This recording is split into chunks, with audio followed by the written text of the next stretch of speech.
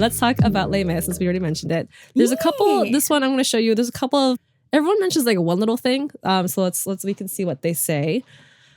Like all that sort of. The lip trills again. Yeah, but then he goes, I don't know if that's just like waking up as well or. Kind of goes back to, and again, I might be like grasping for straws on some of these because a lot of these are like just very basic things, but it looks like it's kind of related to just general facial tension, right? Things like yawning, things like just like kind of stretching out your jaw a little bit. Your jaw is another one of those places where a lot of tension there can make it harder for diction and stuff like that. So sometimes just going like, and kind of like waving your jaw from side to side or like stretching that out, So it's not about like very loose. What sound you make. It's just like getting rid of facial tension and like muscles. Yeah. And usually doing that on like an ah or an ooh, like a taller vowel is easier. But, with ease and stuff like that, those shorter vowels, right, those are kind of harder to do. So a lot of times you'll hear people do that on like ah or oh, right? Like all that sort of stuff and weird things with your tongue. Oh, weird things with your tongue. Okay, this is one of those other things that it's like, I always feel like I'm crazy sometimes when I'm going over it in lessons because tongue tension is a thing. And because what can happen, right? And a lot of things with singing, singing is just like the biggest Venn diagram of all time sometimes, right? Because everything can impact, each other. So when we're thinking about your tongue, right? Something I tell people a lot is to keep their tongue down, right? Particularly behind your bottom teeth, right? I'm like looking at it now, my model barely has bottom teeth, so it's kind of hard to articulate on her. Because what can happen is when you're exhaling, right, your tongue can get in the way of that exhale, right? So you could be, doing a great job taking that initial breath, and then your tongue is kind of hindering the exhale, so you have less to work with. Right.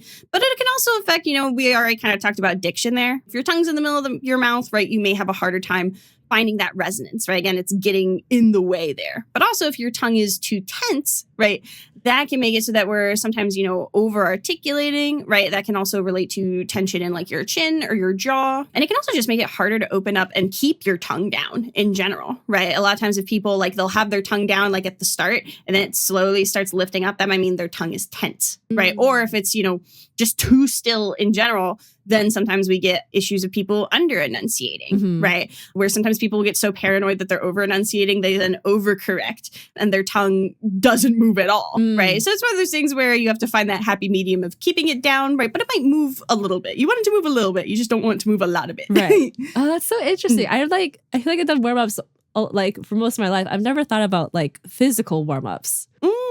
For singing. I mean, like obviously, like lung capacity and stuff like that, like making sure you're healthy overall, but never like the minute details of like tongue exercises or jaw exercises. Yeah, the joke I make with people a lot is singing is a full body sport. Because it's one of those things where it's like, obviously being physically fit is going to impact your voice. Like full disclosure, when I was in college and I was walking like 20,000 steps a day, I have better breath control than I do now working remotely from home 5 days a week.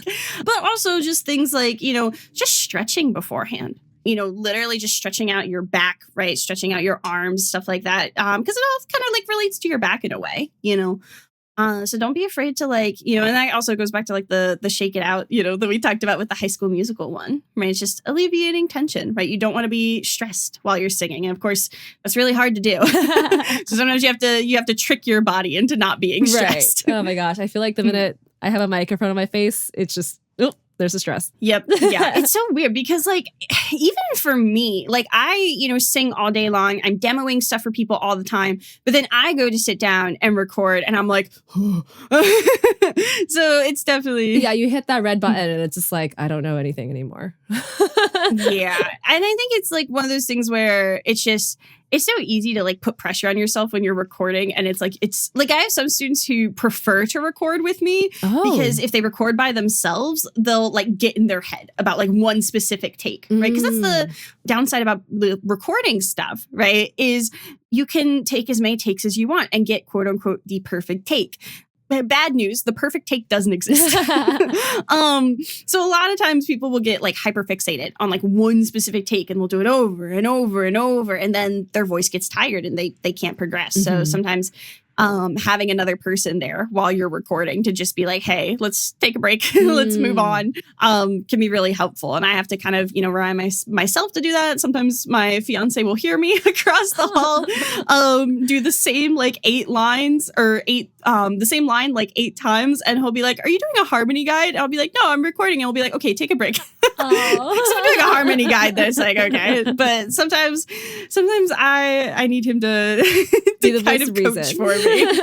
Yeah. And he doesn't sing at all. He just hears what I tell other people. So, but yeah, it's one of those things where you learn to manage it. But I think everyone, like regardless of skill level experiences some amount of stage fright. It's just a matter of how you handle it. Right. So having that prep of releasing tension will kind of help with that. Will prevent that stage fright. ZZZZs? Yeah. So this is one where, it can help with anything, but depending on like different languages you're singing in, you may want to focus on like different consonants, right? Especially like if you're singing, and I don't do it a lot, but if I'm singing in like, Mandarin Chinese, right? That's one where I have to pay more attention to like the Z's or those kind of like harsher sounds, right? I can't like think of them off the top of my head, but like Korean too, where it has a lot more of those like closed like sounds, But with the Z's in particular, right, that's one that's a good one for exercising tongue tension, because it's one where like when you say it like zzz, right, you naturally kind of buzz a little bit, right? And you can feel that almost like a tickle, like in like the tip of your tongue, almost like middle of your teeth, right? So that one's a really good one for making sure you're keeping your tongue down, right? Just because it feels weird when you do it. So if you can, keep your tongue down with that one, it'll make things easier for a lot of other vowels, right? And sometimes just picking a random vowel, picking a random consonant, right? Z, za, zo, like going through those different vowels, right? Then do it on like ma, me, me, mo, mu. Like that's a lot of different warm-ups I've seen people do is they'll just pick a vowel, pick a consonant, and then switch the vowels. And that can be really helpful. Gotcha. Meow, meow, meow, meow, meow, which is odd. Okay. We've talked about this. Well, we did nyas. Is that the same thing as meow, meow, meow, meow, meow? Because nya is more of the nasal, right? But meow. Yeah. So with meow in particular, right? With nya, you get a little bit more of that nasally sound. With meow, you do too. But with meow, you're focusing a bit on a different vowel, right? So nya is like the ah, right, is like the core vowel there. With meow, it's more of like that ow kind of sound there, right? So it accomplishes a similar purpose, but does it in a different way. I would say meow is harder than nya, though, in my opinion. That makes sense. So both can be really helpful for mixed voice. Okay. Yeah. Gotcha. Okay. It's just so funny how it's just like, yeah, so you're going to learn singing today. Let's make some cat noises. It's just like, wow, who thought of this? Yep. Listen, as someone who teaches a lot of cat girls, it works perfectly sometimes. It's very silly. But yeah, it's fascinating to see how strange they are, but like how specific and precise they are for whatever you're working on for singing, and how they can affect like any part of your body, basically. Oh, yeah.